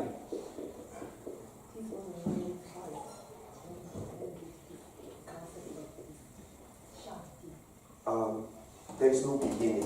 始まりはないそうです。 As long as there's Chinese history, 中国の歴史を見ていくと、 they started to talk about this God. この神様も中国の歴史が始まると同時にこの神様の存在についても記録されているんです。 Because God is eternal. 神様は永遠の方で、 God is before the Chinese. 中国人の前に神様はおられたので、 So if you study ancient Chinese history, なんか古代中国の歴史を皆さんもし学ばれるときは、 it doesn't tell you, oh, God came on the scene. 神様がこういうふうに入ってきたというそういった記録が残っていません。も No, they recognize He's there. うすでにそこに神様がおられるというような形でもう始まっています。 And the same with the sacrificial そして system. この犠牲のシステムも全く同じです。 It's already there. もうそこにすでに存在していました。 Now we know that God instituted the sacrificial system. 私たちは分かっているのはもう神様がその犠牲のシステムをもう人々に教えられたということです。 Immediately after Adam and Eve sinned, アダムとイブの罪の後、直後、 God killed a lamb 神様は羊を犠牲にされて、 to provide the clothing for Adam ア and ダ Eve. ムとイブのために服を用意されました。 And we talked about the story of Cain and Abel. そしてアベルとカインの話ですね。 God must have told them what is the right sacrifice. で、その時に何が正しい犠牲なのかっていう捧げ物なのかというのは多分2人に神様は教えたはずです。 Otherwise, you wouldn't say that Cain's sacrifice was not acceptable. と言いますのは、カインの捧げ物は受け入れられなかったということが残っているからです。Yeah, so there is no beginning point in Chinese history for this supreme being. Is there? この上帝の概念というものがどこから始まったかというそういった記録は中国の歴史書の中にはありません。でそれがずっと、1919年でしたっけまでもう同じように続いていた。 The sacrificial system continues throughout these 4,000 years until 1990. そうです。そこが一番の質問なんですけど。That is the point that I want to make a question. Okay. その僕たちも中国の歴史をね、殷周新漢義合諸春春秋戦国ね、隋唐宋元明清って覚えるわけですよ。We memorize all these Chinese kingdoms throughout. でその Mention all of them. 殷の時代にはすでにこういう神様の概念というのがこうやって証明され、で今おっしゃったその犠牲のシステムというのは、これ明とか清1900年、1700年、1500年、これも日本人のすごく馴染みの深い近い歴史なんですよね。この時にまで同じようにこういう犠牲の儀式が行われてたという一つ疑問が出るんですけども。というのね、その殷の時代からとかですね、ごめんなさい、まだ質問終わってないですけど、殷の時代からこの比較的新しい明とか清とかですね。明 or 清 dynasty. 最近の王朝ですよね。Recent kingdom.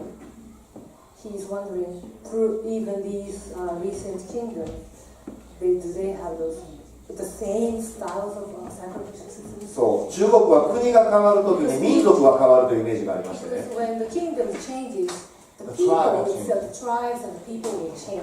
But even the sacrificial system still continues. Even the people, the rulers will change. Yes, very good question. 良い質問です。Usually, when a new dynasty come into being, 新しい王朝が建てられたときに、they kill the previous ministers. 前王朝の大臣とかそういった人たちを大体殺されてしまうんですけれど But there's も、 one group of people they will never kill. ただ一つのある集団は決して殺されませんでした。It's the people who are responsible for the sacrificial system. この犠牲のシステムを守り続けている一族はずっと Because 維 they 持さ want れま to し do it た。 right. っていうのは正しくやらなければならないという概念があったからです。 And this is because それはその理由として、天命 Magic of heaven, 天命天命ですね。 Are you familiar with 天命皆さん天命ってご存知ですよね。That no emperor should rule unless he has been appointed by Shang-Yi. 要するに天命が皇帝に与えられて、それなくしては皇帝は支配することができなかったっていう考え This 方。 goes back to what I said early on, that the Chinese understood that God will only appoint people who loves people and who will be like him, who has God's favor to rule. っていうのは天なる神様はその皇帝を選ぶときに、その皇帝が天の神様と同じような性質を持ち、民を愛することのできるそういった人物を選び出して、その皇帝で支配させるっていう考え方があるのです。 So if you are the new emperor, ですから新しい皇帝が立った時も、 you can only claim to rule because you claim that God has given you the mandate, the 天命。ですからその皇帝が、新しい皇帝が自分が皇帝であるということを証明するためには、その天命を全うする皇帝であるということを皇帝自身が示さなければならなかったのです。 If you do away the sacrificial system, ですからこの犠牲のシステムなしに支配しようとすると、 the people will say, no, you don't have the right. 民は言うでしょう。あなたにはその権利はないよと。 And if you change it, それを変えてしまうと、 it's a different God. それは違う神様になっちゃう。 You also have no right. そこにはまたあなたにはその支配 So, する権利がな even い。 though after few thousand years, もう数千年経って、 China changed many things, 多くの中国はいろいろ変わっていきました。 but the sacrificial system has not changed very much. この犠牲のシステムはほとんど変わっていません。 The Ming and Qing dynasty 明と清王朝の時、 actually has very detailed records. この2つの王朝の時代に非常に詳細な記録を残しています。 The songs that I quoted for you, 歌ですね。 they are from the Ming これ dynasty. は明朝での記録からです。Before that, we do not have so much details, それの前の王朝はあまり記録を残していないんです。 but we believe they are quite similar. ですけど、おそらく同じような意味合いとか同じようなものだったのではないかと思います。Because Qing Dynasty 清朝では、came after Ming 明 Dynasty, の後に and the Qing Dynasty is Manchurian. 清朝というのは満州人ですね。 But when we compare the two records, ですけど、明と清を比較したときに、 they're almost the same. ほとんど同じ内容だったんです。 They dare not change it. ほとんど変えていません。 The thing that we know changed, for example, that in my study I discovered that they have changed. 変化について私が研究の中で見つけたことは、 The ancient emperor actually performed the sacrifice himself. 古代では皇帝自身が犠牲を実際に捧げたそうです。 They killed the animal themselves, 動物を自身の手で犠牲を捧げました。 and it's very bloody. もうほとんど血まみれになっていたと思います。 So the Ming and the Qing emperor, 明と清の王朝の皇帝は、 the kitchen prepared the sacrifice for them. ですから別の方が担当者がいて、そのキッチンでその犠牲をきちんと整えたと。 So they only offer the sacrifice. ですからただその整えられた犠牲を捧げたそうです。 But like the altar ですけど、その天壇のその捧げるその祭壇ですね。 has got to be outside the imperial city, not inside. それは要は故宮の外でなければならなかったんですね。 And on the east side. それは東側でした。 This is very similar to the Old Testament. The sacrifice has to be outside the tent and outside the city. 犠牲を捧げるというところの場所、例えば東側であったり町の外側にないといけないというのは聖書でも全く一緒です。 Jesus was crucified outside the city wall. で、イエス様ご自身も町の城壁の外側で、十字架刑にかけられました。 So the answer is no, the sacrifice has not changed very much. ですから答えとして犠牲のシステムは歴史上ずっとほとんど変化なしに続いていた。それは民族、ファミリーがいるんですか？ So there is a group of tribes or people who preserve this sacrificial system. Yes, they have priests. They have people who know the system and they pass it on. ですからそういう祭司的な一族がいて、それがずっとその連綿と維持し続けていて。今もいるんですか？ Do they exist even now? No, but I will share with you one story. いいえ、しかし私一つの話を分かち合いたいと思います。Partly because the people who perform this are unique. それはこの犠牲を捧げる方々というのは宦官だったそうです。 They have no children. 子供がいない。They pass it on only. ですからそれを要するに口述とかそういう記録でどんどん次の宦官に伝えていったと。But I met this person, a taxi driver. 私はあるタクシードライバーと会いまして、 After I had gone to, this was a very unique encounter. これは非常に偶然というか非常に面白い出会いでした。 I went to the Temple of Heaven to do my research, 私は研究のためにこの天壇に行きまして、 and the taxi was waiting outside. タクシーが待っていまして、外 I で got on the taxi. タクシーに乗って、 I lived very far away. そして遠くに行きました。 It was like a 45 minutes ride. 45分間ぐらいの運転でした。 So I had a good conversation with the driver. 運転手さんとちょっとおしゃべりをしま I して、 started to share some of these things to him. そしたら突然彼はいろんな話をし始めました。 He said, "Oh, I know a lot about this." 私はこの天壇についてよく知ってま I すよ。 said, "Oh, what do you mean?" どういう意味ですか？ He is about my age, 彼はその運転手さんは私と同じような but 年 maybe a 齢 little で、 bit older 多 even. 分私よりもちょっと年上だったんで He す said, よ。 "Oh, when I was a kid, 私が子供だった時、 I came to Tiantan with my school for outing. そして学校の遠足で天壇に行きました。 This was in the 50s. 50代ですね。彼その年中の50 I 代。 was just a young boy. でその時その運転手さんは若い男の子でした。 And you have to remember that Tiantan was closed for until 1949. It was never open to the public. From when to when? the Tiantan is a sacred place. People like Forbidden City, you cannot go in. 1949年まで天壇に一般の人が足を踏み入れることはできなかったんです。 So he was one of the first few commoners who could go to the です temple of から heaven. その天壇に初めて足を踏み入れた中のうちの一人がこの少年だったわけです。 So he said he was a young boy running around in Tiantan. He saw an old man. それで遠足で来た子供 He たち said the old が man was probably about 70 something years old. 天壇にあるお年寄りの70代のおじいさんが立っていまして、 So he very respectfully greeted the old man. そしてみんなが非常に尊敬する非常に良い態度でそのおじいさんと対面しました。 And he called him Ye. Ye is grandfather. イエイエというのはおじいさんっていう意味なんですけれど He も、 said the man started to cry. そしたらおじいさんがみんなが子供たちがイエイエって話しかけた途端、そのおじいさんが泣き出したんですね。 It turns out that he was a eunuch. 彼は宦官だったんです。 He had no children of 子 his 供 own. がいません、もちろん。 But he took his hand, took the taxi driver, at that time a boy, 少年だった運転手さんのその手をそのおじいさんが手を握って and explained to him different things. いろんなことを説明しました。 And then he revealed to this taxi driver, who was a boy at that time, その少年だったタクシードライバーにこのおじいさんはあることを示しました。 he explained to him that he was during the Qing dynasty responsible for the sacrifice. このおじいさんが清朝時代に実際にこの犠牲をするための責任者だったんだそうです。 And then he told the taxi driver そして彼はその少年に言いました。 that Chairman Mao, 毛沢東ですね。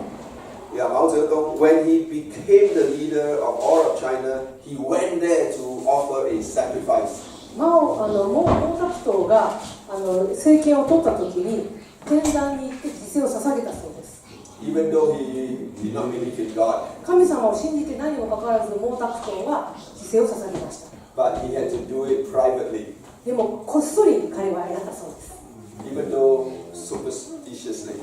ちょっと迷信的なんですけれども、 So this answers your question that there are people who knew it, but now there is no more because they were all eunuchs. かつてそういう人たちはずっと存在したんですけど、宦官だったために今は存在しないということです。 But the good thing is that there are very detailed records. Every step, like the positions I tell you, is all recorded. I did not make it up. It's all available. ただそのやり方とか足の進め方とか段取りの仕方とか全部非常に詳細に記録が残っているそうです。 Now most Chinese do not know about this ほとんどの中国人はこの天壇について何も知りません。 because this was kept by the emperor only. ですからこれは皇帝自身のための取得された情報だったからです。 The common people only knew the emperor went there for sacrifice, but they never saw it. 皇帝が犠牲を捧げているということはもちろん知ってますけれども、どういうふうにやっていたかとかその意味合いについては全く知りませんでした。 Good. Maybe we can have one or two more questions. I think. もう一つ Yeah, go ahead. Ask them. ありがとうございます。今のところがとても私も興味深くて、やっとおしますね。どうですか？質問という感想なんですが、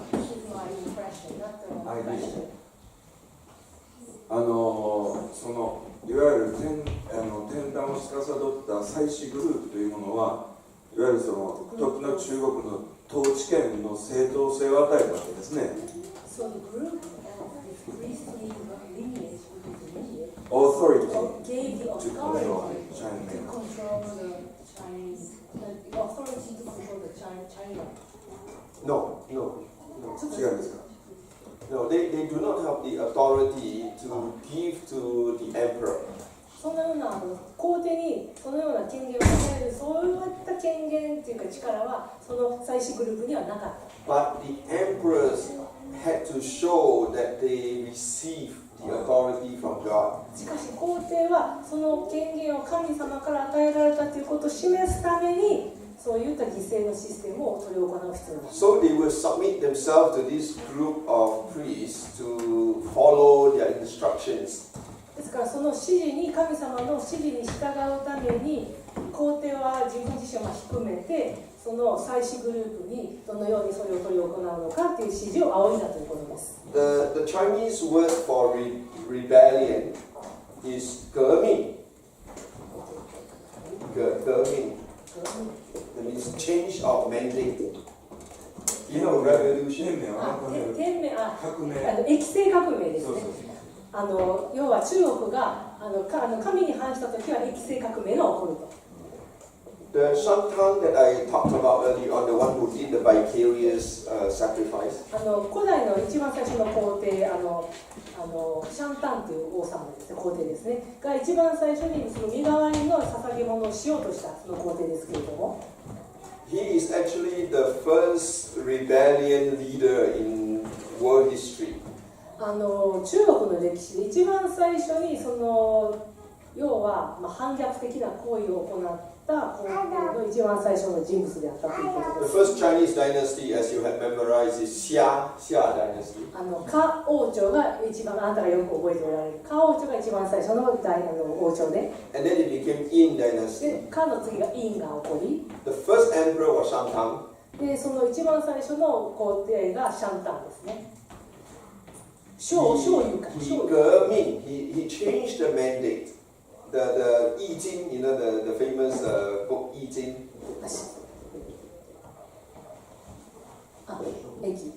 液晶、液政革命で液ですね。Calls him the first revolutionary. その液政革命が起こる一番最初のその皇帝だったのがさっきの皇帝だったそうなんですけれども。And it is also recorded in the classics. Shantang did not want to do it. もちろんそのシャンタンという王様はそのようなことは実際やりたくなかったんですけれども。But he said he had no choice because the Xia dynasty had become so corrupt. 夏王朝があまりにも堕落したために液政革命をせざるを得ない状態だったということです。And they have wandered away from God. そして彼らは神様から離れていってしまった。Therefore, he has to do it. そしてそれゆえにそのシャンタンという皇帝はその液政革命を行わなければならなかった。This is similar to in Israel. You know, the first king was King Saul. イスラエルでも同じように最初の王様がサウル王でした。But he wandered away from God. しかし神様から離れていってしまって、So God raised up David. ですから神様はダビデを起こされました。But David also didn't want to do it at first. ダビデもそんなことやりたくないと思っていました。So David took over. The house of David took over. ですからダビデの王家がサウル王家をSo in Chinese history, that is actually the model. ですからそれと同じような形でそういう形で液政革命が王朝間で行われていたということです。I actually have written a paper. 私はそれについて実際にある研究論文を書きました。I propose that this is actually a very ingenious system. Ingenious, very smart system.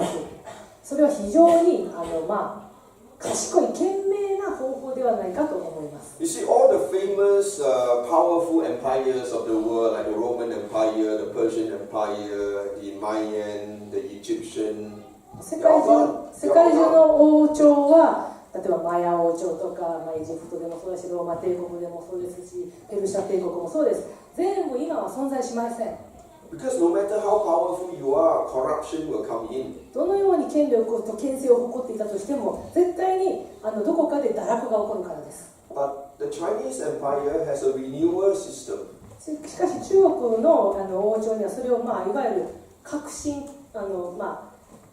更新するシステムがあったと。So when it has become corrupted after 200 to 400 years, 数百年経って王朝が堕落しちゃったら、a person comes around ある人が起こされて、 and he has to restore the empire to the good values. 良い価値観を持つ、きちんとした価値を持つ王朝にもう一度更新しているシステムがありました。That's why the Chinese civilization has been able to continue. ですからそれゆえに中国のそういった文明は連綿して続けることができました。Now that doesn't mean that the guys who took over are necessarily completely good. その王様、要するにその王朝が変わった時の最初の王様が良い善人である必要は全くありませんでした。But to win the people's heart, しかしその民の心を得なければなりませ They ん。 must bring back those good values. その良い価値観というその良いものをきちんともう一度元に戻さなければなりませんでした。 So at least the common people will live a good life. そうすることによって一般の人たちは良い生活を維持することができる。そうするとですね、なんでこんな質問してるか最後にちょっとだけ申し The 上げますけ reason ど、 why I'm questioning this is that そうするといわゆる祭祀グループというのは、生き延びるため、サバイブ、生き延びるために、その時の、権力の交代にお墨付きを与える。それを、なんか時の権力の交代に対して、いわば取引をして、権を正当性を与えるけれども、別に彼らがその実質的なそのコントロールしてたわけではないという、こういう理解でよろしいでしょうか。Can I understand in your message? The priest group did not have an actual power to change that. Well, in order to survive, well, at the times they needed to deal with the current power, real power. Yes.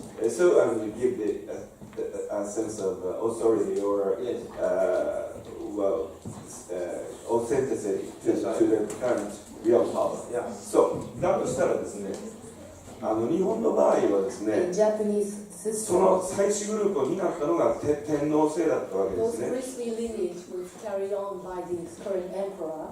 つまり彼らは宦官ではなくて、ファミリーのライネージによってむしろその権威を持ったわけですね、宗教的に。 Japanese emperor carried on this religious authority within their families, and they kept their authority. その違いについて私はとても興味深い I'm と思っ really たので、 interested in those Chinese priestly group run by these eunuchs, and also the Japanese priestly system which was carried on by this current emperor family. その違いについて一言もし印象があれば、感想があれば、 comments about this コメントいただき difference of this? Unfortunately, 残念ながら I do not know the Japanese system 日 well. 本のシステムについてあまりよく知りません。 But in the Chinese system, しかし中国のシステムにおいては the very interesting thing is that the mandate is not permanent. その権限のある場所というのは永遠にそこにあるとはいう保証はないんですね。 The authority is conditional. その権威というのは非常に条件付きであったということです。 The authority is conditional upon the emperor executing the will of God. 神様の言葉を実行する皇帝に対してその条件というものその権威というものは条件付けで与えられる。権利を行う限りにおいて、その権威が正当化されていた。 So unless this emperor That's has a 10 min, then he has the authority. But so how do the people know that he has the authority? ですからどのようにして皇帝がその権威を持っているかということは人々が知ることができるでしょうか。 He must exhibit the character of God. That's why I went through those lists early on.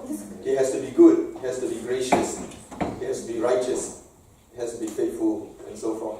神様のご性質をで皇帝自身が実際に民に表さなければならない。慈悲深いとか民を敬愛するとかそういった神様のご性質を皇帝自身が表すということによって天命を持っていると If 表された。 he does not exhibit that, もし皇帝がそれを実行に移さなければ the people are empowered to rebel. 民はそれに対して反逆して活動を起こすと。 Yeah. Good. I think the sister at the back, you have a question. なんかある Yeah. わかる。いいんですか。 A short question is はい、わかりました。すごい私たちクリスチャンには嬉しい貴重な情報だったと思うんですけれども、中国ではこの情報って中国とかあるいは世界で、先生はすごくこの分野でものすごく知る人ぞ知る有名な方でもあるとお聞きしてるんですけれども、どれぐらい認知されてるのかっていうこの情報が。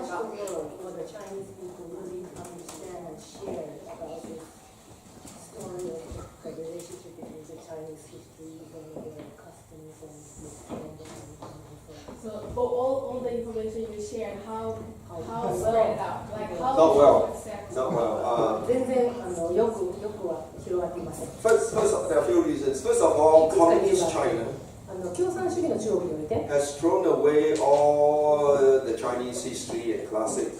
中国の古典とか歴史というものを中国の共産党が全部破棄してしまったんですね。The brother said he has to memorize all the dynasties.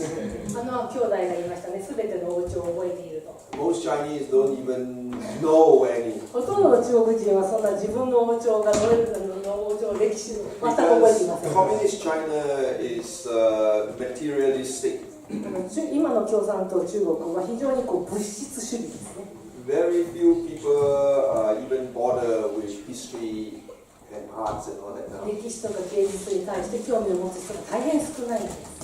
And the other thing, like I said earlier on, this sacrifice was only confined to the imperial house. この犠牲のシステム自身が皇族の中で執り行われていました。If China had not become a republic, I would not be able to get hold of these materials. ですからこの中国が王朝からそういう民主国家というか共産主義国家にならないとこのような情報を我々が触れることは今もできなかったでしょう。